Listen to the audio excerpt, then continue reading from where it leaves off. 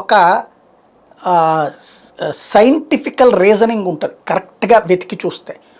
ఇదివరకు ఉండ్రాళ్ళ తద్ద, అట్ల తద్ద, సంక్రాంతి, దసరా, ఉగాది ఇట్లా ప్రతి పండక్కి కూడా ఆ సందర్భంలో వచ్చేటువంటి అనారోగ్య పరిస్థితులు మనం పండగల ద్వారా చేసేటువంటిది. ఇప్పుడు ఉగాది టైంలో వచ్చేటువంటి అనారోగ్యాలకి ఈ చేదు ఇవి తినేటువంటి సందర్భంలో సైంటిఫిక్గా ఒక రకమైనటువంటి మెడిసిన్ లాగా పనిచేస్తుందని, అదే సందర్భంలో సంక్రాంతి అప్పుడు కొత్త బియ్యం వీటితో తినేటువంటి అలవాటు పడేటువంటి కాన్సెప్ట్ వస్తుందని ఇట్లాగే చెప్తారు. అయితే మన దేశంలో సంస్కృతితో వారసత్వంగా వచ్చిన పండగల్లోని శాస్త్రీయత మీద అధ్యయనం చేయడం అంటే అది తప్పని భావించారు. లేకపోతే అసలు అలాగ చెయ్యడం అనేటువంటిది అదేదో మతోన్మాదం అని భావించుతా సుదీర్ఘకాలం పాటు నడిచేయడం వలన దాని గురించి మనం చదవలేదు, పరిశోధనలు చేయలేదు. దానివలన అవి పక్కకి వెళ్ళిపోయినాయి.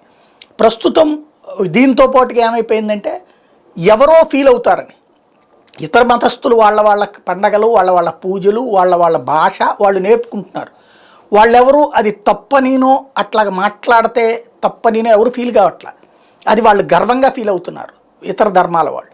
హిందూ ధర్మంలోకి వచ్చేటప్పటికి హిందువుల పూజలు హిందువులు చేయడం అనేటువంటిది అదేదో వెటకారం కిందన జోకుల కిందన మాట్లాడేటువంటి వాళ్ళు మన వాళ్ళల్లోనే ఉంటారు. కాబట్టి పండగలను వీటినన్నింటి వదిలేసాం మ్యాక్సిమం. చివరికి అలాగ చెయ్యకుండా పోవడం అనేటువంటిది గ్రేట్ కిందన ఫీల్ అవ్వడం వచ్చింది. ఈ మధ్యనే మళ్ళీ కొంచెం సంస్కృతి నేర్చుకోవాలన్నది గుళ్ళుకి జనం వెళ్తూ ఉన్నారు. అట్లాగే పండగలు పూజలు చెయ్యాలనుకుంటున్నారు.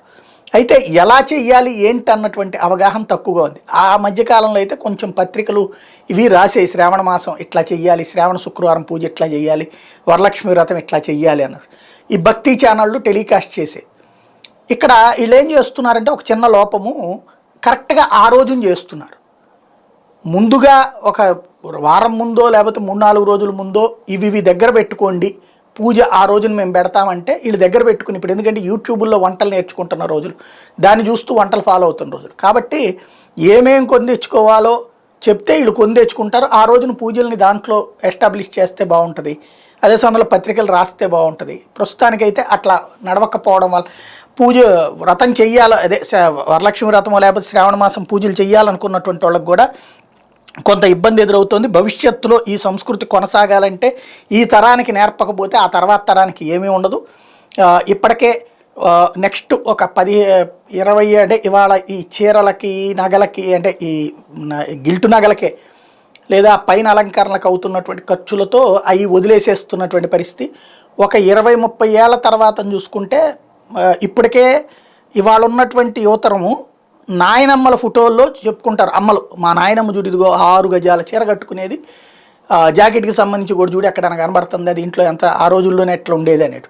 అట్లాగే ఇప్పుడు మన వాళ్ళకి మనవరాళ్ళకి చెప్పుకోవాల్సి వస్తుంది. ఇదిగో లేదా మనవరాళ్ళు మనవాళ్ళు చెప్పుకుంటారు, మా నాయనమ్మ మా అమ్మమ్మ ఇట్లాంటి చీర కట్టేది, చీర అంటే ఇట్లాగా, this is a special attire you know అని చెప్పుకుంటారనమాట.